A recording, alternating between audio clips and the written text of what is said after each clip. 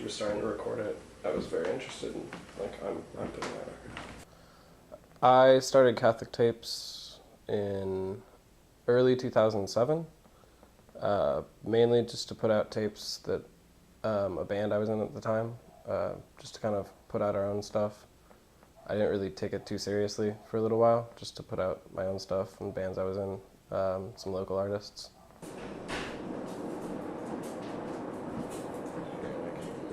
Initially, I really wanted to do cassettes just because I would get cassettes a lot from experimental bands and labels and stuff, and I realized that it was a really cheap and easy way and just like a new art form to pursue and put out some music.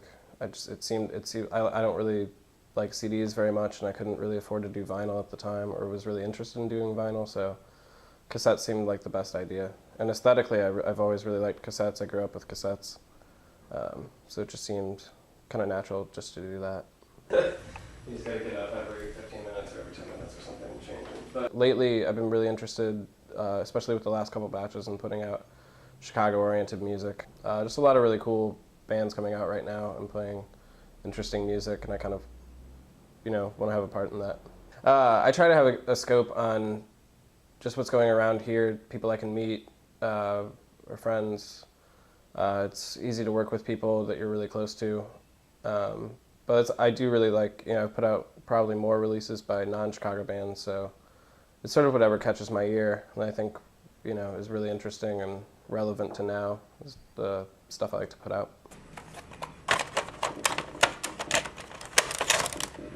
As far as aesthetic, I really like unity in labels, and especially cassette labels, and just really all labels in general. If you look at Catholic Tapes, they're very, they have a unified look as far as layout and presentation go.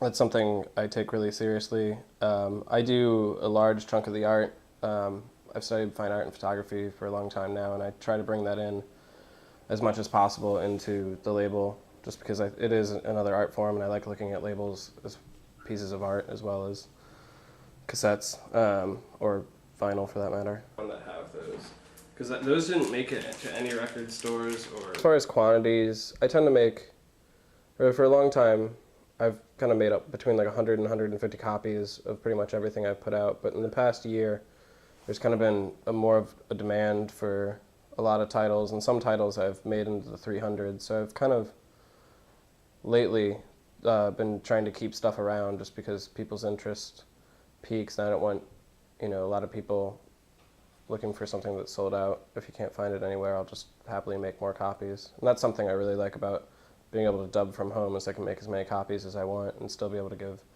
the artist a lot of copies if I make more.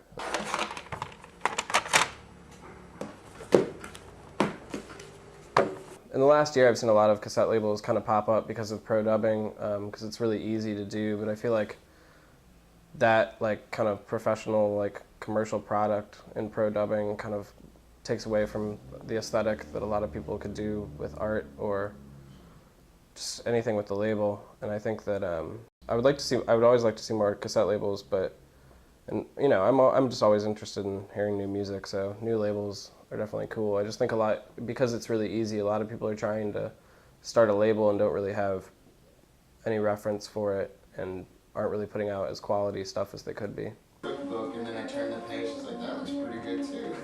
And it's all in the making sections. I have a lot more vinyl planned. The Fielded LP was a really cool release, and a lot of people really seemed to enjoy it, and it was really fun to do a record, which is something I've been wanting to do for a really long time. So I plan to keep doing that, but I'm not going to stop putting out cassettes. Still probably be putting out cassettes every month for a long time.